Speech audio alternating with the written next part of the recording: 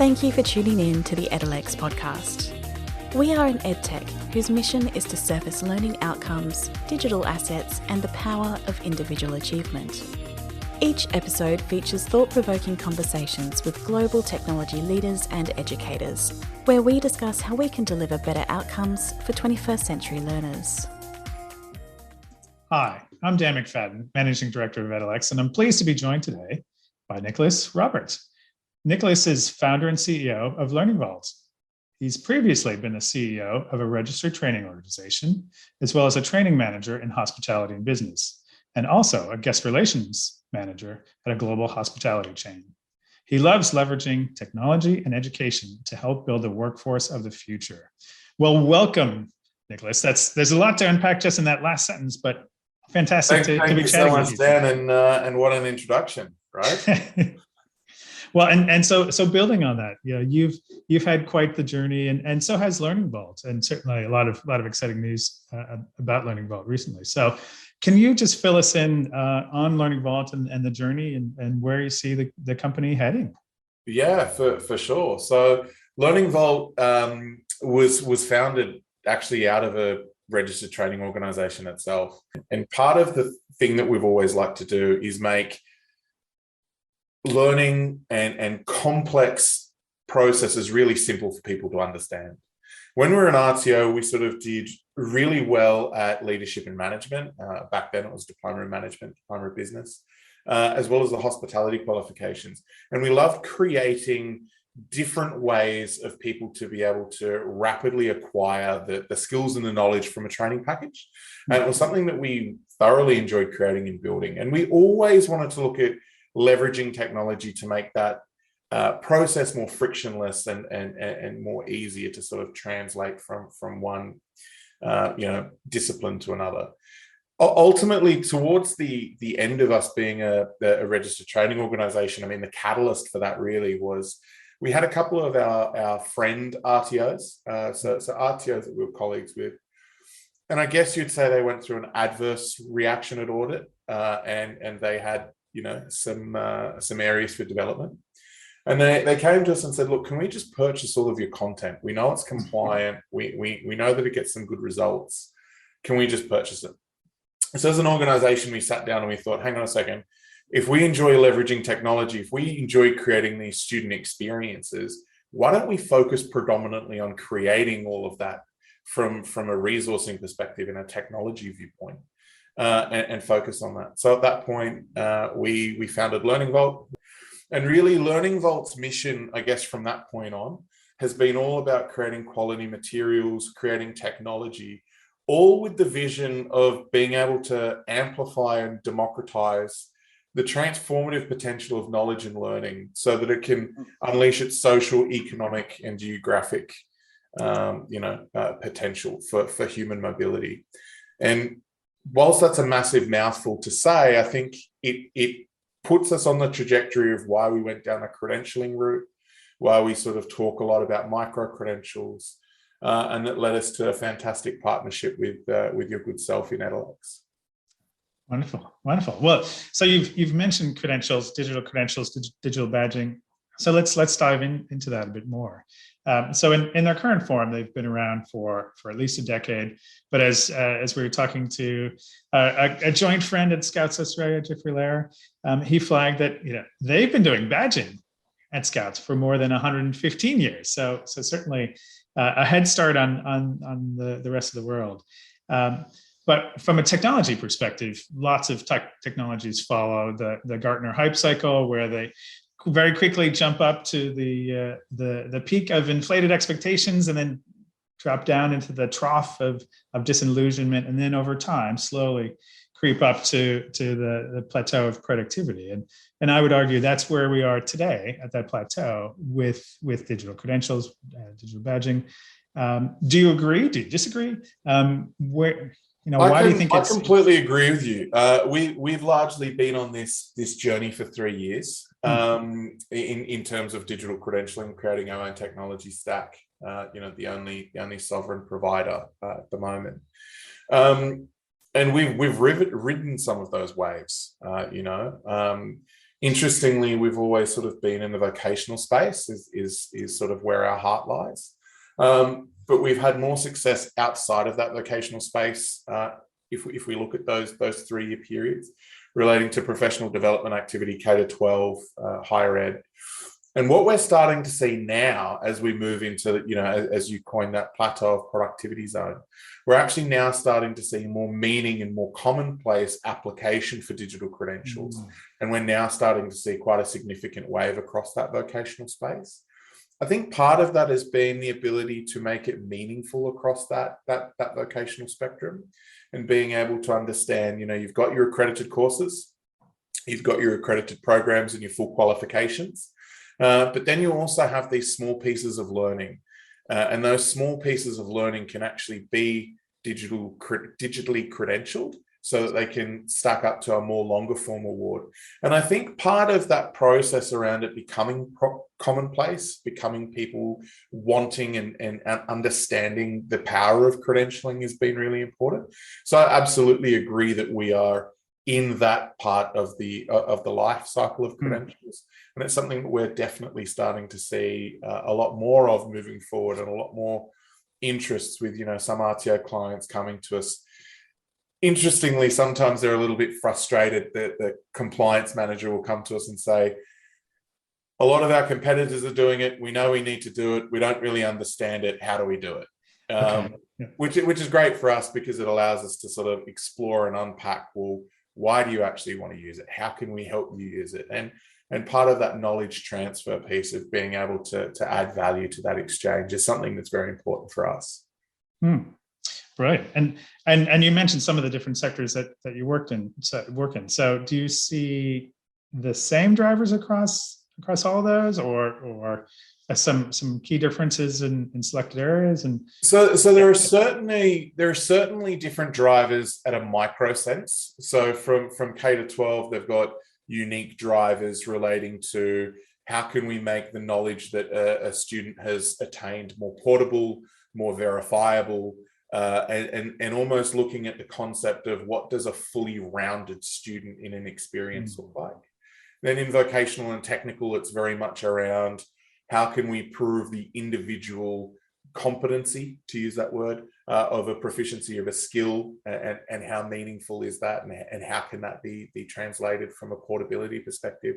Same with higher ed, and then professional development is largely around what skill have they obtained, how did they obtain it, by whom did they obtain it, things like that.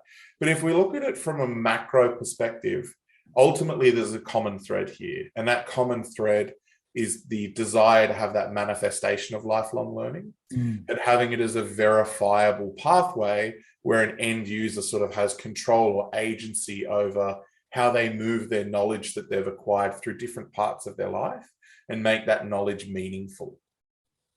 Fantastic. Well, and let's pull on that thread as well of lifelong learning and learner agency. So are you seeing growing awareness of digital badges and digital alternative credentials among the consumers, of the learners, or is there also still an education process for them as they're receiving them?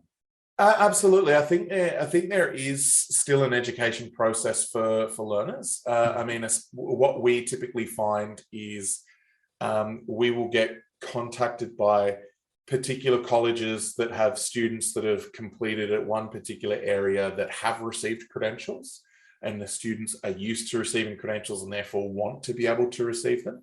So there's that piece. But then there's also the acknowledgement piece around,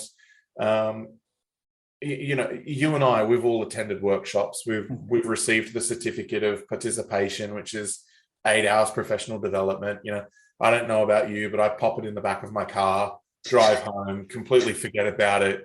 My wife ends up throwing it out a couple of weeks later when I'm doing something else, and we completely forget that we've got that. So being able to interact with a student, with an institution, with an awarding authority, and being able to say all of those credentials, all of that data is actually retained within the one place, and the end user has agency over that to be able to share with who they want, when they want, how they want, is very powerful. So what we're starting to see is people that interact within that ecosystem, regardless of who that stakeholder is, immediately sees the power in making that knowledge piece portable.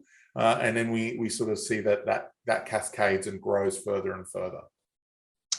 Perfect. And underpinning that learner agency and portability are standards.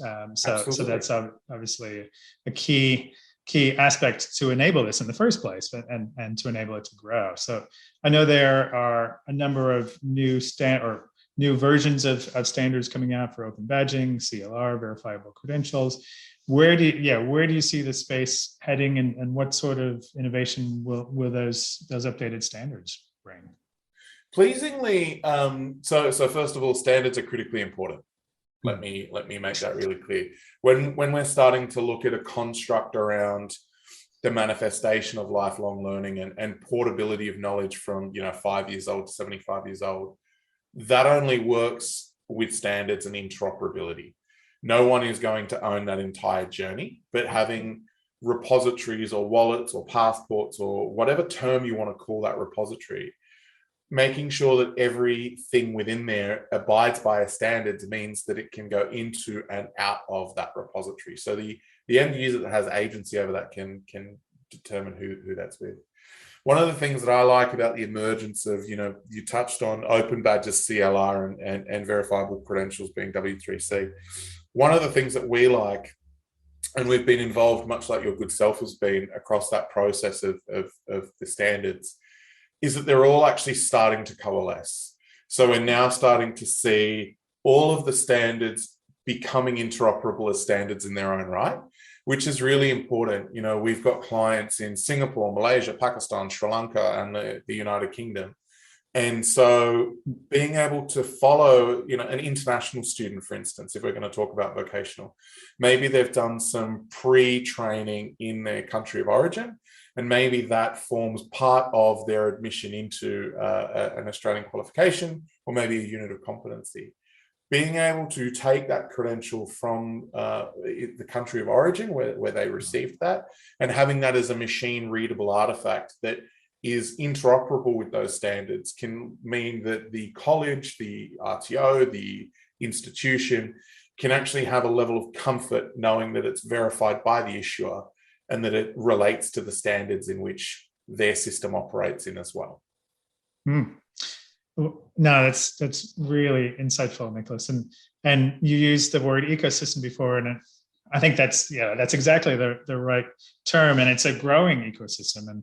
And as you flagged with your clients overseas as well, do you see any different nuances or challenges, I suppose, from an Australian context to the world, or to the world, bringing relevance here in Australia?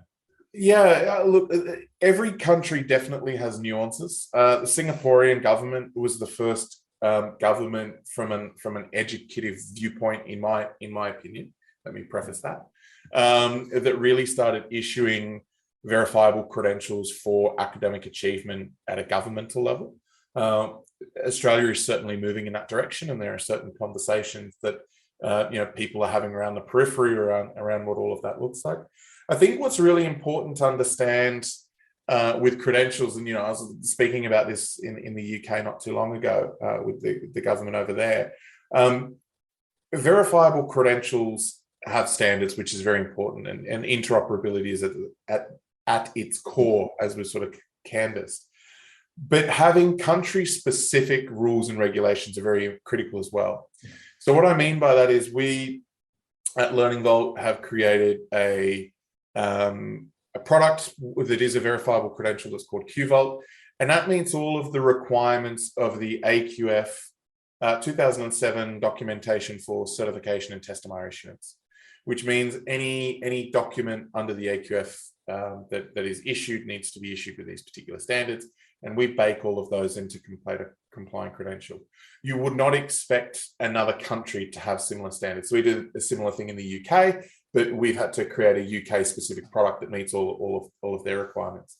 So I definitely think there needs to be customization and contextualization to make verifiable credentials fit for purpose for their country of origin. But I think the biggest thing is, and I'm talking to a colleague in another country about this, and they've sort of created a country-specific system purely for them, and they can't move outside of that ecosystem or that architecture. And I've just sort of said, well, you've kind of landlocked your country here. Like it's not useful outside of that.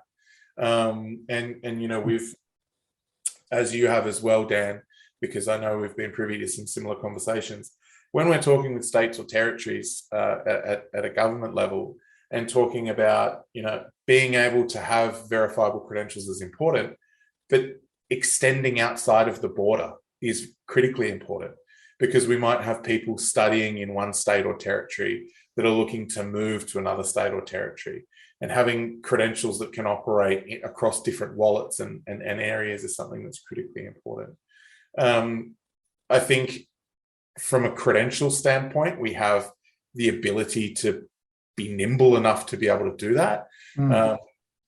You know, we hear from clients all the time that have responsible service of alcohol that, you know, it's different in New South Wales, Queensland, Victoria, etc. We're never going to be able to solve that. But from a technology viewpoint, you know, Edelex and Learning Vault, certainly we can look at how we can make any of those systems and knowledge portability truly portable by adhering to those standards. You're here, and yes, I think that creating artificial barriers for learners and assuming they will only stay in one country or only in one discipline or one vocation, we're seeing more and more. Those truly are artificial barriers, and technology should be liberating them rather than creating a walled garden and presuming that their knowledge only comes from a single source. Absolutely, and I mean, when you start thinking about, you know, post COVID, I mean, there are certainly a lot of changes that have happened during that 2-year period that I think are not necessarily going to change. So we've got a borderless society now where students can literally study internationally, but from the comfort of their own home. So being able to have systems that can increase the efficacy of that process, I think, is something that needs to be explored further. Perfect. Yeah. And ultimately recognizing from learning, it can be from formal learning, informal or non-formal. So the whole range of sources. And I suppose that brings me a bit to a topic near and dear to our heart at Edelex. As you know, we love to think of ourselves as skills nerds. I'm very proud of that. And to that end, last year, we commissioned some market research in the US of graduates, and found that of more than 1,000 graduates, only 33% of them felt comfortable voicing their skills during their first job hunt. So yes, they could talk about their degree or diploma or certificate, but skills, work-life skills, and certainly when you think about those who might come from lower socioeconomic backgrounds, they might not have that language, that vocabulary, or you know, some other first in family. Again, we're seeing so much mobility and so many opportunities here, but the fact is 2/3 were unable, you know, they weren't comfortable voicing their skills. And this is at a time when there's recent research also coming out of the US that 81% of employers think they should be hiring based on skills and not degrees. So the degrees are no longer the signal to hire that they once were. So where do you see skills fitting into this mix, and digital credentials, digital badges supporting that, enabling that, and where are we headed? Look, it's a brilliant question, and I love the fact that we're not the only company that's skill nerds out there, because it's something so critical. Look, the statistics are pretty shocking. I think you said 33% of learners feel comfortable, and 81% of learners, 81% of organizations, it's something that they're wanting to hire for. Look, our belief has always been that the data sort of doesn't lie. You know, Holland IQ, for instance, has done a lot of research around the amount of jobs people are going to have, the amount of different careers they're going to have within that as a subset, and how rapidly you're going to need to acquire new skills, new knowledge, new proficiencies as part of that. And then if we go all the way back to what we were talking about at the start with our good friend Jeffrey from Scouts, you know, Scouts have been doing, as you said, micro credentials, if we're going to put a term around it, for 100 plus years. I think 115 is what you said before. Being able to actually make the skills that you have portable, and I was never a scout, but let's say that I was, that I developed a teamwork or leadership badge. I don't know if I would actually feel comfortable taking my shirt into an interview and showing them. But inherently, the skills that are learnt from such an early age foundationally are critical. And being able to have them in some form of digital resume where you do feel comfortable putting them in there, because every other achievement that you have can be curated as part of that and put that forward, I think is very much important. I think when we fast forward to the importance of skills and hiring talent, obviously we're going through a little bit of a shortage of talent at the moment on a global scale. People are more interested in understanding exactly what an individual person has in terms of the skills, and they've got a much bigger appetite than ever before to upskill and train in other areas if these particular skills are lacking. So I think the future is only going to be in understanding who has what from a micro perspective, so from a skills perspective. And I think the importance of that to stack back up to be more of a longer form qualification or longer form skill set is important, but certainly people are going to be hiring for individual skills. And we're starting to see that across the tech ecosystem significantly. Obviously, Facebook, Twitter, Uber, a lot of them have removed policies relating to tertiary qualifications, and they just want to understand what individual proficiencies people have. And most of the time, that is programming language skill sets, for instance, and that is a digital certification that comes with it. I think we need to have more of a robust engine when it comes to being able to define what a skill is, and being able to map that properly back to a matrix that is machine readable to understand what that looks like. I mean, if you fast forward, in my opinion, to the future, we're going to be looking at recruitment companies, and those recruitment companies largely are AI driven. You come up with a task. I want an accountant. The accountant needs to be certified. They need to be chartered, so member of an organization. Maybe I want them to be extremely proficient in Xero as a software. I want them to have high-level leadership skills and all the rest of it. Well, your degree, let's just say that's a digital credential. Your professional membership, you've got a digital credential for being a professional member that is current every 12 months. You've just done your program in Xero, so your Xero micro credential is a digital artifact. You've done a leadership program with your last employer that's also a verifiable instrument. So suddenly you're just putting a curation of digital credentials into a repository, and you're instantly shortlisted. This candidate can actually meet all of those requirements. They're all verifiable instruments. That's something that we've been exploring at a very high level, like a thought leadership level, I guess, with a large recruitment company. And it's all predicated on rich skill descriptors, which in my humble opinion is a great sort of setup for Edelex to be able to talk about rich skill descriptors, because they're critically important. Well, yes, and you're preaching to the choir. So yeah, obviously we're huge believers in the potential and the power of rich skill descriptors. Building from work that we've done with the Open Skills Network out of the US and a number of different partners, both here in Australia and in the US. And so we do see that as one of the critical building blocks. Look, Nicholas, I love that example that you just gave. And what I noted was that you blended a range of skills, from technical skills to 21st century human skills, soft skills, call them what you will.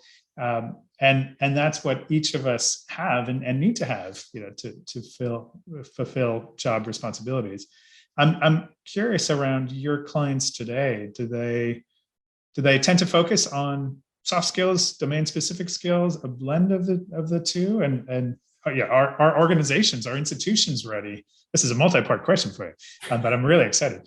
Do you think the institutions are ready to certify on 21st century skills as well as domain specific skills? Look, it's really interesting, and I have to say that it's different client by client and sector by sector. So what I mean by that is, We work with some schools, K to 12, public, private, and independent. And even within them, there's a mix. So some focus purely on extracurricular activities, some focus purely on, the hard results, as it were, so aligned to the curriculum, the academic results. Others do a hybrid. In vocational, we've got some fantastic clients that do completely short courses that are largely based towards soft skills and things like that. Do a very large body of work with Box Hill, and they're absolutely fantastic. And some private providers, GenU, for instance, is doing some incredible work across that micro credential space. And then we've got other organizations that we work with that sort of look at it purely from a skill set perspective or a fully accredited perspective. We've got some RTOs that, for instance, will digitally credential their work experience components and the elements that they need to do for some of those qualifications that require minimum hours to be spent in the workforce. And then when we look outside of that, so professional development and industry associations, we do significant bodies of work with those organizations. We have some that digitally certify all of their membership base. So for instance, if they're an accountant and they're a chartered member, for instance, they have a 364-day credential that says they're an active member of this organization. They've had to do all of these things in order to be a chartered member. We then have others that are sort of like, they volunteer time, they do this, they mentor others, and there's a credential for all of those soft skills. So it really is quite different and across the entire spectrum. We're starting to see large industry sectors looking at this to help with staff mobility, such as in the aged care space, for instance, looking at, yes, the technical skills that a staff member has, but also some of the other qualities that they're looking for in terms of an effective communicator, an effective leader. And so internally, what that organization is starting to do is understand what the emerging leadership team looks like. And if they need a staff member to transition from one area to another area, what mobility they actually have within their own workforce. So I know that hasn't really answered concretely your question, but we're starting to see the use cases start to really play out across different industry sectors and across different needs. No, I think just hearing that range of responses and ultimately from this, I'm sure you and the team at Learning Vault have developed best practices and are able to guide clients whichever direction they want to take and give them that much more holistic view of this is where ultimately perhaps you should be heading rather than focusing just on this one narrow area. Yeah, absolutely. To the point where the team is actually broken down a little bit further into sort of like education and then supportive external education. So industry groups, corporate groups, things like that, where the nuances are not the same as they are in the education sort of field, but can certainly look to understand what outcomes are you wanting to achieve? What data is meaningful you to actually have within a credential? And what problem are you trying to solve by using this? Not just sort of like, here it is, turn it on. There's a lot of that consultation piece, especially because it's so new as well, being able to actually get the changes that are required from an industry to actually make that change relevant and meaningful for them. Fantastic. I'd like to circle back to QVault. So one of your newer platforms, you mentioned it earlier, and actually just dovetailing on something that you just flagged around what problem a client is solving. So how is QVault different from your normal digital badging platform, and what problem were you trying to solve here in Australia, and then is it the same problem in the UK or different problems and challenges that you see that delivering on? No, for sure. So QVault is our verifiable credential product for accredited programs. So the catalyst for that was twofold. The first one was we started talking to a lot of our clients within the vocational space and a lot of our friends within the vocational space around digital badges, digital credentials, verifiable credentials, all the same word. And they were sort of saying, look, they're great. We just don't understand how to use them. So if we issue a digital badge, technically is ASQA going to be on us for being non-compliant? Do we issue it for a unit of competency? If we issue it for a unit of competency, where do we put the statement of attainment? Or how can we actually legally do this? So there was this big barrier for entry for those groups. And as I said, there were some providers that were all like, let's just use it for our non-accredited training, and let's use it for our work experience components and all the rest of it. We then ran quite an extensive workshop with a few RTOs around if the future is all around verifiable credentials and agency being with the individual recipient, so the earner, the student, how portable is all of this? And one of the people brought up, well, seems pretty stupid if they're getting all of these credentials their whole life, but we can't actually give them one. And there are a few butchered ways that you could look at doing this. I mean, some of the incumbents, for instance, are sort of like you can just put a PDF within the actual badge and it will work. So what we actually decided to do was completely tear apart the standards for interoperability so that we could make sure that interoperability was never compromised. And then how can we extend the standard as much as we can without breaking it to be able to include all of these additional components that would make it relevant under the Australian qualifications framework. So we played around with that for a while. We had a lot of assistance with our good friends at ReadyTech to allow us to integrate with their student management system, being JobReady and VetTrack. And we really started to tease around this idea of, how can we look at creating a certificate as a verifiable credential? We again went back to some of our RTOs that were part of the pilot group, and one RTO was very vocal, and she said to me, Nicholas, we spent 3 months at a management level getting sign off for the look and feel of our certificate. There's no way we're changing it. And so we just sort of thought, look, that's fair enough. There are other incumbents that have certificate functionality, but it's all template driven. So how can we make something that's truly dynamic? So it doesn't really matter what units of competency a student does, and it's literally the same as the certificate that's produced. So ultimately, that's exactly what we built. So we built what's called, you'll understand this more than most, Dan, a credential assertion. So pretty much it's a verifiable credential framework that allows all of these extra pieces of information to be put in, and then we bake that as a verifiable credential. So what that means is in your student management system, however your certificate looks, whatever your statement of whatever your record of results looks like, whatever those records are, is actually dynamically brought in and baked as a compliant credential. And it's the same with the statement of attainment. So we've literally launched that not too long ago, and it's been able to make verifiable credentials meaningful for registered training organisations in Australia. And it's actually been able to do the same in the United Kingdom. So in the UK, awarding authorities are quite similar in terms of, there are certain attributes that need to be part of a qualification over there or a statement. So we've done all of that. Interestingly, the AQF has one of the most robust certification structures in the world, which is good. But more importantly, what it enables a person to do in that same repository is they can have their full AQF certificate from an RTO. They might have their St. John's Ambulance first aid. Okay. They might have a refresher for CPR. They might have, Employee of the Month from an aged care provider. They might have leadership under pressure. All of these things that they can then curate and send as part of a digital resume or put in a machine readable repository that can actually see exactly where they are and what they've done. Brilliant. No, that's fantastic and actually gratifying. I'm sure very gratifying for you to see the flexibility that it can be extended, not just to meet the requirements here in Australia, but to the UK and no doubt to other countries as well.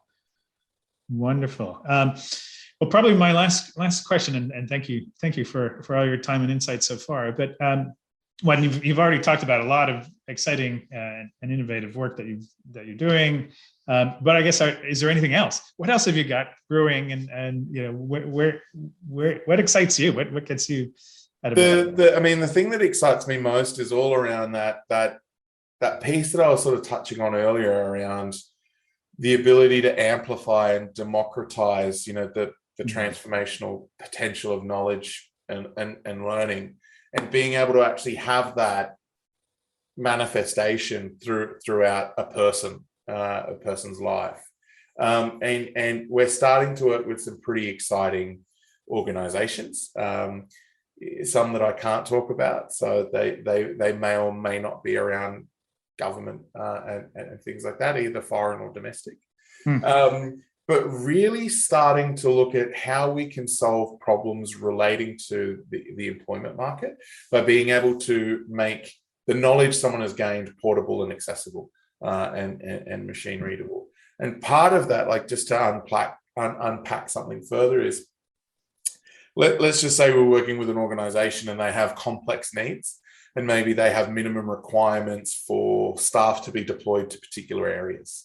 And they currently have a system where they need to go through and actually look at each individual record of results within a qualification to sort of say, okay, this person did elective group here, but they need to do this particular unit here for us to be able to send them to that area over there. One of the projects I'm very excited on, that we may or may not be working with Adhering upon, is how we can make that data meaningful and solve a real world problem for a very large organization around mobility, and making sure that the right people are certified in the right way to be present and interacting with other people where they need to be. It's that whole piece around making data accessible and meaningful so that people can interact with and make the right decisions at the right moments in time, which I think is very important. Brilliant, excellent. And I'm sure there's more to come when the time is right. So, well, look, Nicholas, thank you so much for our discussion today. And it's amazing hearing your perspective around the technology, but very importantly, not forgetting who this is for that learner, for that earner, who's receiving these, and what that enables, as you said, the democratization potential there, and ultimately the impact that you and other providers can have on individuals and help transform their lives and create new opportunities based on skills, based on their own achievements. Absolutely. And I mean, just one last point before I finish, because you've just made me think about it then. I think it's often too overlooked that the student in this whole piece, the recipient, the person that's there. We're doing potentially doing a large body of work with a foreign government. And what's really brought to the front of this is mobility of knowledge and being able to have verifiable pieces of knowledge. Obviously, the conflict overseas is horrible. Any conflict in any country is horrible. But when we look at that as a microcosm, there was a mass exodus of people in a way that was unplanned. And that migration event meant that everybody just fled. So when they relocated in other parts, as you would, there's no ability to discern whether somebody has a degree, whether somebody has skills in a particular area. And so therefore employability becomes really complex when you're reliant on somebody's word in front of you. So we're working potentially with a very large organization internationally to look at what the standards look like and how everybody can actually have those verifiable credentials stored anywhere and everywhere. And it's not for the business, it's not for the RTO, it's not for the school, it's for the recipient. It's being able to make sure that anywhere at any moment in time, you can actually prove all of the knowledge and the skills that you have through a verifiable instrument that's not dependent upon you saying, hey, I got this from this place at this date, just trust me. Right. And it's not paper, because we know they fled for their lives, so they don't have. Yeah. Sadly, it's very real, and that organisation that we're talking to came to us based off the back of that. They're just sort of like, this is a problem that we need to solve. But look, the most important part in all of this is being able to understand the entire rounded, centered view of the individual. and being able to have this entire spectrum of everything that they've been able to do. And it's up to them who they choose to share that with. That's super important. Dan, thank you so much for inviting me to have this conversation with you. It's been absolutely amazing. And I look forward to more things that we do together, because we're tackling some incredible projects that are incredibly meaningful to a lot of people. You're here. Yeah, wonderful. Well, thank you so much, Nicholas. And yeah, looking forward to continuing the discussion. Take care, Dan. Thanks. Thanks for tuning in to this Edelex podcast episode. Don't forget to follow us in your podcast app so you don't miss a thing. And be sure to visit our website at edelex.com to learn more.